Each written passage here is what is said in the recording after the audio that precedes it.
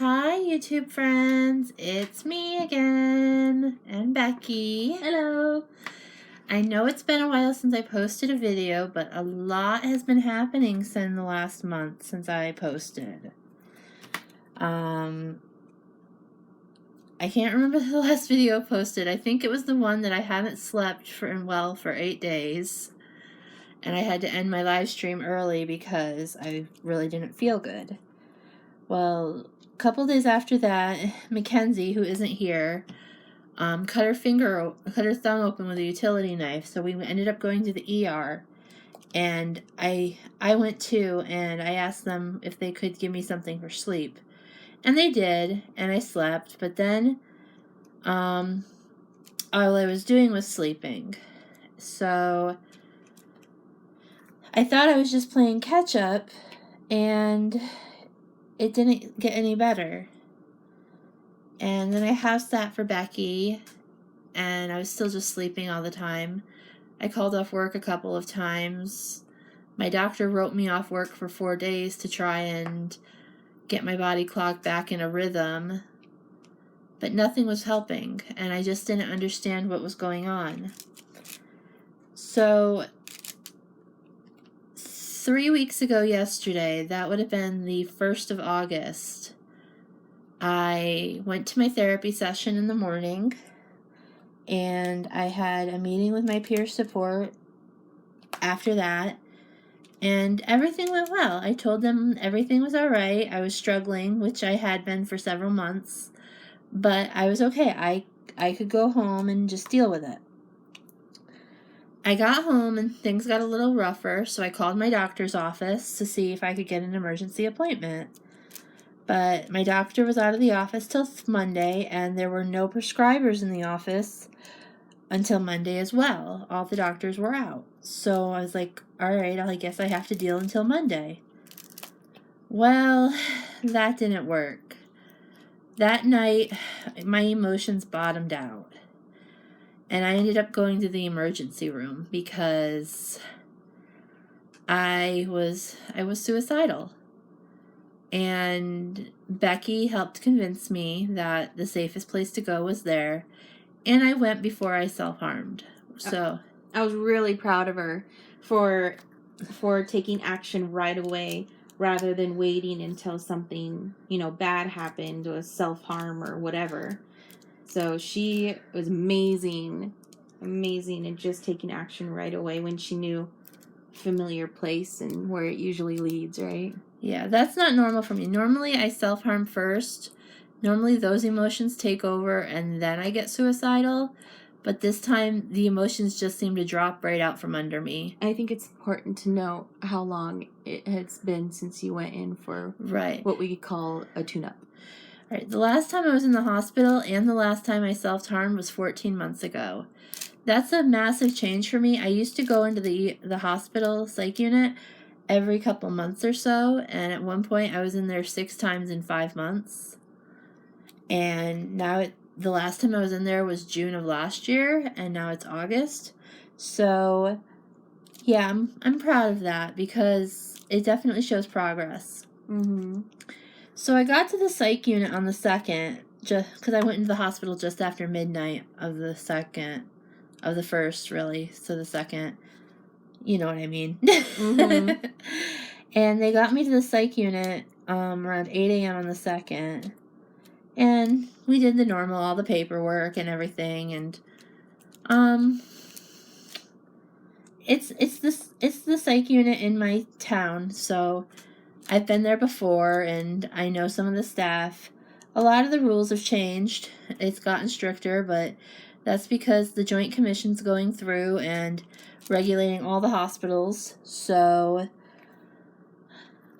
they're trying to make it blanket rules so that everybody's following the same policies, which kind of sucks, but I understand why. It's for everybody's safety. There were some adventures there. I ran into a girl I knew, and the last time she and I were in the hospital together, we kind of egged each other on. So I was a little nervous about that because I was planning on a short stay. I needed a med adjustment. That's the only reason I was there. Was going to get it and get out. I was thinking maybe a week. Then I met with the doctor. My very first question was to the doctor, are you considering sending me to the state hospital? In retrospect, it's a silly question to ask. Because if I haven't been in the hospital in 14 months, and it's my first hospitalization since then, that's not going to be on the table yet. But I can't help but worry about it because I have been there 3 times, and I've been sent fairly quickly before at another hospital because the doctor was a jerk. Sorry, he was. So the doctor kind of laughed a little and said, no, we're not even considering that. We're just going to focus on doing some med changes. I'm like, okay. So they stopped my Prozac completely and raised my Wellbutrin back up. I'm telling you this because those are the 2 medicines that are key. And then we said we'd see what happened. Well, nothing was working. Things seemed to be getting worse instead of better. So then they put me on a new medication called Doxepin. And things, again, were just getting worse, not better. I'd been there a week and a half at this point, and they ran blood work. Normal blood levels for Doxepin are between 110 and 150, I guess. My level after a week on it was 9. And they said it would take way too long to metabolize, get to a therapeutic level, so they took me off of it and restarted the Prozac. And when they restarted the Prozac, things started improving. Now let me step back here and explain what happened while I was on the Doxepin. You know, in a psych ward, they try to keep it as comfortable as possible while maintaining safety precautions.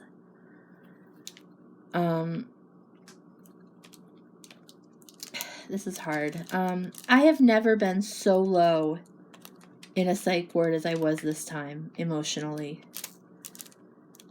Normally, one second, guys. Normally, I go in and I'm not happy-go-lucky, but I can work with them. This time I was fighting them. I was fighting the help because I didn't understand why I was there. I couldn't pinpoint the trigger that brought me in. I couldn't identify the help I needed. The best way for me to explain it was that I felt like an overtired child who needed a nap and wanted to throw a temper tantrum because she couldn't find the words to express her emotions.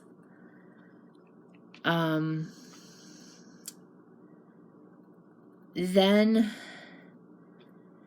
the dark thoughts came, and I got put on suicide watch. Active suicide watch. I came up with a plan while in the psych unit. So I lost almost everything in my room. I was allowed to keep my books and papers. That was it. And I had to sit out at the nurse's station during daylight hours unless I was in group. Explain why, like the things that you can't have and why. They took my bedding and gave me safety blankets. I no longer had a roommate because they wouldn't have been able to have bedding either. That's kind of self-explanatory. Yeah. I couldn't have extra clothes in my room. I was allowed 1 outfit at a time that I could exchange for other clothes. I wasn't allowed a pen or a marker. I could have crayons. I could not have the plastic lids on my food containers. I could not have a regular tray. And some of these I don't totally understand. And some of these are self-harm precautions too, not just suicide precautions. But because at this point I had also started self-harming again after 14 months. And then the thoughts took a really dark turn. I had thought they were starting to improve, and then I told them I wanted to take somebody else's sheets. So I got what they call a safety sitter. Someone who would follow me around pretty much 24/7 and watch everything I do. They were in the bathroom with me when I showered. I had the curtain closed, but they were still in there with me. The door had to be open. They were with me when I ate, when I walked around, when I was in groups, everything. No privacy whatsoever. They even watched me when I slept. That's very hard. And my argument was it wasn't therapeutic for me because I need alone time sometimes. We all do. But I think my theory, I don't have proof of this, but my theory is that they agreed with me because I fussed about it so much. So the next day they took me off and agreed to let me try on my own. And I did. And then the doctor put the Prozac back up to its original level. And within a week, I started making progress. Additionally, one of the group leaders started doing a group on anger. And that kind of hit the nail on the head for me. I realized that this is why I'm here. I don't show my emotion. I'm what they call a stuffer. I push all my emotions down and I hide them, and Becky has never seen me truly angry. Mm-hmm. She's seen me frustrated. She's seen me upset. Mackenzie has never seen me truly angry. She's seen me upset and frustrated. The people at church have never seen me beyond teary, really. They've never seen me frustrated. I keep all my emotions hidden. I rarely cry, and to me, showing your emotion is a bad thing. Well, I definitely learned that was not the case this last 3 weeks. I cried more times in the last 3 weeks than I probably have in the last 2 years. And except for one nurse, I was told that was okay. So I'm going to keep trying to express my emotions. I did end up writing down 25 pages worth of things I'm angry about to give to my therapist so that we have a plan of where we want to work. I think we have enough stuff to work on for probably the next 2 years. And at least it's a roadmap to start with. Obviously, there will be rabbit trails and memories that are repressed that will come to the forefront, but at least it's a start. There was a nurse I did not appreciate in there. I found it very unprofessional.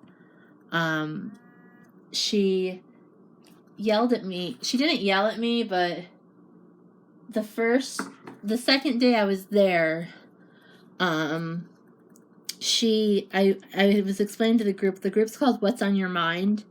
So we just share what's on our minds, what we're thinking, feeling, etc. And I had shared that I was worried about going to Danville. Again, a little bit of paranoia, probably a little bit of PTSD in there, but that's where I was at. And she made the comment that, what could I expect if I wasn't working the program? And I was just like, well, I've only been here 2 days. And she didn't want to hear it, and just kind of almost yelled at me in front of the whole group. Then throughout the group, whenever anybody brought up something that was even remotely related to those feelings, she brought it back to the state hospital reference, and it really upset me to the point that I was tempted to throw my book at her, Instead, I went and got medication, so they didn't take my book away. I made some really good friends in there. I traded phone numbers with a couple of them, and I traded Facebooks with my one roommate. So I plan on contacting them later on to just communicate, because that's how Mackenzie and I met. We met in the psych that same psych unit, and that friendship has worked out. So sometimes it's just nice to make friends with people who share the same burdens as you. I found out the one PA there is also a New England fan, so that was awesome to find out. We played a lot of cards and went to groups, and I'm wondering if anybody else out there has heard of the game Farkle. It's definitely a fun game, so let me know if you've heard of it. But I came home today, very excited to be home, very excited to eat fried food. The hospital does not do anything fried, and it's definitely missed. I'm very excited to be diamond painting again. I couldn't have my diamond painting stuff. I couldn't have my coloring stuff. I couldn't have really anything. I had very few coping skills available to me, but I had to make do with what I had. But now I have 5 Christmas presents to get done in 4 months. And Mackenzie and Becky are very happy to have Marissa back, because we have been unmotivated to diamond paint because the whole group is not complete. And now that the group is back complete, we have reignited our passion for diamond painting. So I know this video is kind of serious, and I'm probably, to some of you, I may be sharing too much, but to me, it's important to share this type of stuff because, well, I guess it's just because I'm not ashamed of it. It's part of who I am. Well, it's important to spread awareness so people can feel safe to get help when they need help. But it's also part of who I am. Mm-hmm. And I'm not ashamed of it. We all have struggles. Some of ours are more public than others. And if any of you, anybody watching this, ever gets to that point that I was at, please feel free to reach out to me or just reach out to someone. And don't ever assume or believe that you're a burden. I think more often than not, you find that you're helping someone else by opening up to help others, realize you're not alone. And that's how we all become stronger, is when we help each other, when we're stronger together. And the more you speak out, the more normalized it gets. And I think a lot of damage comes from hiding. So, wouldn't you say that it really helped to speak out and have people come and visit you? It did. For years, I've been a self-harmer since I was about 11 years old. And very few people have known about it. Becky and a couple others in my church have known about it. But nobody else. And this time in the hospital, a couple of friends, Becky and a couple of others, formed a Facebook group, and they got a group of the women together in it, in a private Facebook group, and they coordinated their visits to me so that they didn't overlap. And it was so amazing. I had visitors almost every night, which is such a blessing when you're in there, because you just feel so alone. Because, at least for me, having different beliefs, the chaplain visits weren't helpful because they just don't line up with what I believe exactly. But also, nobody there really knows you on a deep level. And having someone who actually does know you visit you is awesome, but I digress. Mm-hmm. Just being able to open up to them and show them, and, well, not show them, but having them see the self-harm marks on my arms it was almost a relief that it's not a secret anymore, that now I can have a support system. It's not all on Becky and Mackenzie if I'm struggling. And that did help, because I was going through emotional struggles too, and I want to do, I have a desire to be everything and do anything for my best friend, but it's hard to be out of the cave when you need to be in the cave, but at the same time you need friends when you're in the cave. Mm-hmm. It was just a really hard spot. And so when you form a group and you help each other, it doesn't get, because I'm no good to you if I'm really worn thin. And so I think that's what's just so important about sharing your story, getting out there, being vulnerable, because it helps other people to understand. Mm-hmm. And it helps people to be like, I see that all I need to do is just be there to listen. I don't have to fix it. Mm-hmm. And I think it really helped to have everybody come and visit you. And you and I talked about, nobody in their right mind would hurt themselves. See, that's the part, I think, when I'm sure, I'll speak for myself as if I were you, is when you show those marks, it's not easy to, because you have make-up in your mind that, it's just trying to get attention.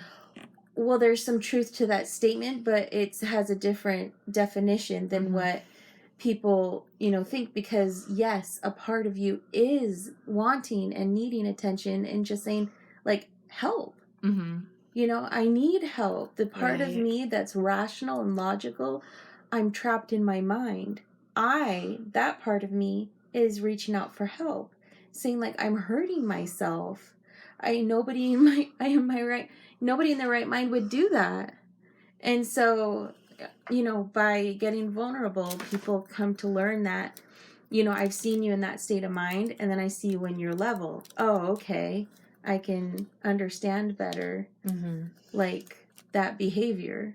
Right. You're in a tough spot. I need to be here with you and help you pull through that, and you'll be better again. So, yeah. Anyways, I'm going to rant about that. I understand. So, yeah, that's been my fun-filled 3 weeks.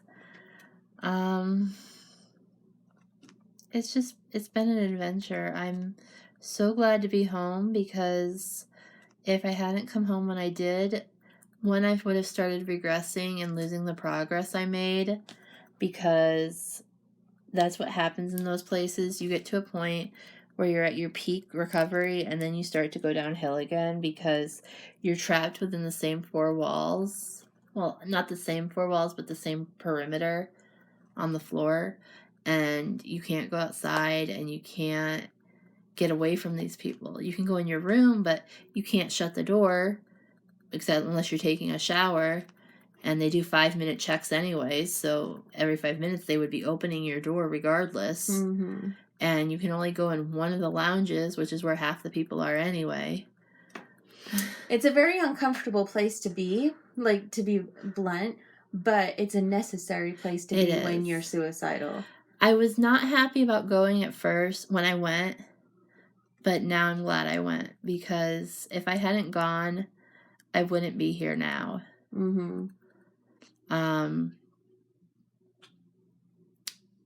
What was I going to say? You were talking about the regression and being in the same 4 walls. Right. I don't remember. Oh, well. Were you going to talk about how people were talking about, their rehashing? Yeah, I was going to. One of the problems I noticed, because the state hospital is not a pleasant place. I know I've said that in a couple of my other videos. And while I was there, there were a couple people who may be going there or will be going there. I'm not sure of their exact status. Obviously, it's HIPAA protected, so I can't know the exact status. But patients talk to each other, so you have a general idea. But the discussion of the state hospital came up a few times, and they were asking those of us who have been there what it was like, and I was honest with them. I told them it's not a pleasant place. This is what happens. And the one supervisor came to me and she's like, you got to quit scaring people about this place. I'm like, I will not lie. I'm going to tell them exactly what it's like. Mm-hmm. And what did she say? She's like, I don't expect you to lie. I'm like, good, because I won't. Mm-hmm. So, but the rehashing of it can be very triggering, especially when you start comparing hospitals where you've all been, because every hospital is different. Every hospital has its good and bad points. But even though this hospital that I was at is getting more and more restrictive, I would still choose it over any other hospital, regardless of their leniency, because it's local. If I get sent to Philadelphia again, my friends can't come visit me. It's 3 hours away. Mm-hmm. Well, almost 4 once you figure in traffic. Mm-hmm. So I'll stay local, even if there's a more lenient hospital out there. Although there probably won't be, because the Joint Commission came through and they're trying, like I said, trying to regulate all the hospitals. So, yeah. But there was, let's see. There was a mean nurse. Were you going to talk about that? I already talked about her. Oh, yeah, that's right. There was the one guy who his goal for the day was to give the occupational therapist a heart attack. Oh my God. What? Say about that. That was just his goal for the day. How was he planning to do that? I don't know. But he didn't, obviously. Weird. There was the guy who had the cops called on him 3 times during his stay. Mm-hmm. Because he was out violent. of it. He was out of it. But he's doing much better now. That's good. And there's the guy that's been in there for over a year? I'm not sure of that. Oh. So, but overall, except for that one nurse, it was a good stay. Like I said, at first I didn't want to go. It's the last place you want to be when you're thinking right, and I was not happy with Becky for convincing me to sign myself in. You weren't happy with me? At first. Oh, okay. I'm fine with you now. Like I said, I might be mad at you in the moment, but afterwards I'm grateful. Yeah. I'm just proud of you for taking action right away, like just being willing to. I knew I was in a bad spot. Yeah. So, I guess that's that. I can't think of anything else. Well, here, how about this? Like, what on the movies is the same as a psych ward, and what's the difference? Yeah. What's the same and what's different? Okay, well, on the movies, at least, you tend to see people sitting in corners, over-medicated, drooling and talking to themselves. That's not true. The hospital tries to keep you as low on medication as possible. You're also not allowed to sit on the floor because it's a trip hazard. Mm-hmm. Sometimes people talk to themselves. That is true. I know I've been guilty of that before. But sometimes that's just they're not talking to themselves. They're talking to the voices they hear in their heads. But to them, the voices are real. Thankfully, that's not something I was dealing with this time. My antipsychotic is working. Yeah. You were dealing with that like well over a year ago. Yeah. Last year I was dealing with that. Yeah. But I've been on my antipsychotic for over a year. In the movies, well, Girl Interrupted is completely false. Mm-hmm. You can't sneak out of the psych unit to do stuff. It's locked. There's double doors, and you have at least the unit I was on, there's a set of 2 sets of double doors, and you have to wait for the first one to close before the second one will open. Mm-hmm. And so they watch, and even if you make it through the first set, you're not going to get out the second set. Yeah. So there's no way to sneak out and like go bowling in the basement or something. Yeah. This psych unit, you don't get to go outside. No smoke breaks. And the windows don't open, but it's on a 5th floor. And you can't break the windows. Yes, the windows do not break. My roommate, Mackenzie, knows this for a fact because she was there when somebody threw a microwave at the window. The microwave broke, it bounced off the window and broke. The window was intact.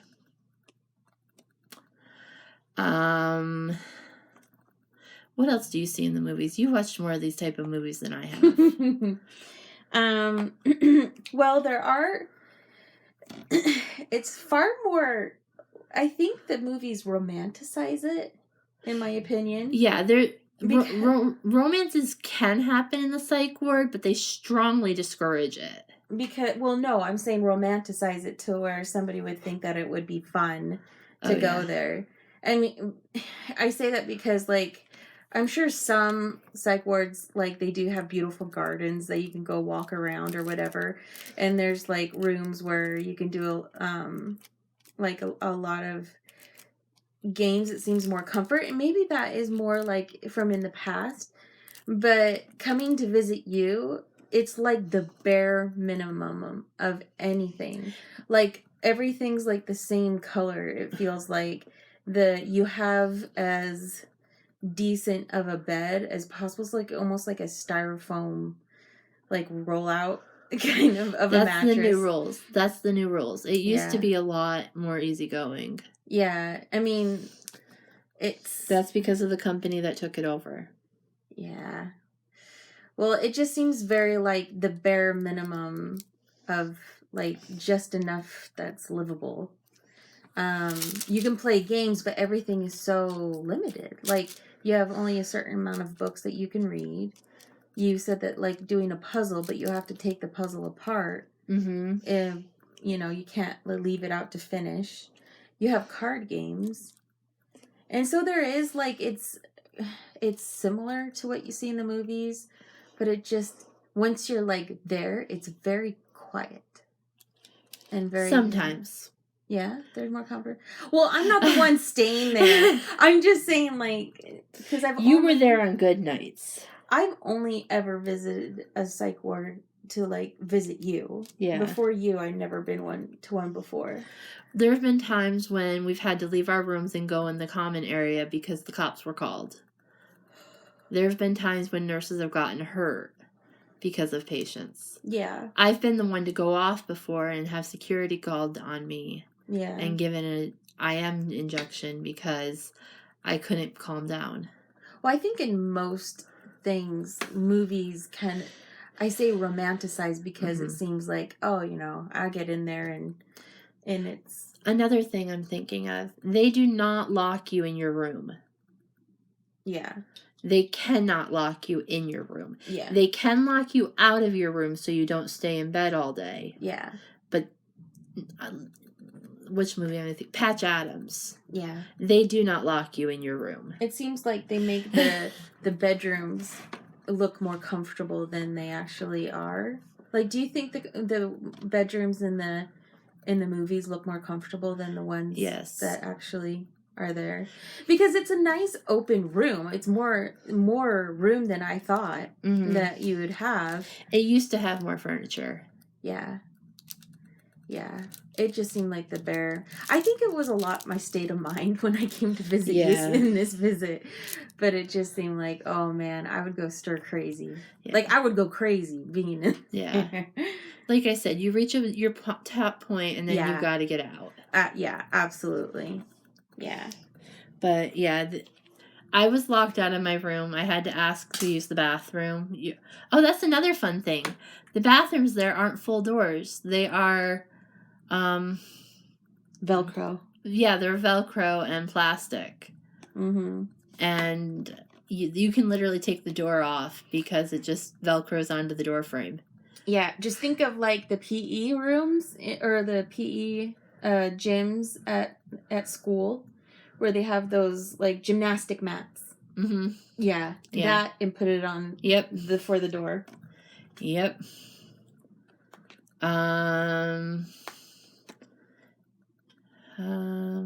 Let's see what else has changed. Oh, my room got moved. I got moved right to near. You can't prop doors open. Mm-hmm. And the doors that they have there have doors in the middle of the doors. So if somebody tries to block themselves, people from coming into the room, there's a one way for some Staff can open the little Yeah. door outward to get in. Yeah. So yeah, it's a good place. Like, you don't want to say prison because that makes it more like gloomy, but for those who aren't in control of themselves, that's where you need to be. Yeah. And in that way, it's more comfortable than prison. But it's a place where, it's a place you don't want to stay. Yeah. You want to get better and stay. Exactly. It's a place you need to be if you're a danger to yourself. Or someone else. But I think there is some intent in not making it so comfortable because it's not a place intended to be for a long time if you can help it. Because you're there to get your medication straight, to get in a safe state of mind, and then you go out. But it used to be more comfortable, though. I'm so sad about how the restrictions, but I can understand why they're putting more restrictions on. Okay. Well, that's about it, guys. We're going to go for dinner. But fill me in. What's been happening in the diamond painting and coloring world? I have missed out on 3 weeks of videos, and I am very curious. So leave me some messages. Tell me what's happening. Everybody say, welcome back, Marissa. We missed you. I have missed you. So I'm going to leave off with the comment I usually leave off with, that they stressed in therapy at the hospital. Take care of yourself, because if you don't, nobody is going to take care of you. Have a good night, guys. Bye. Bye-bye.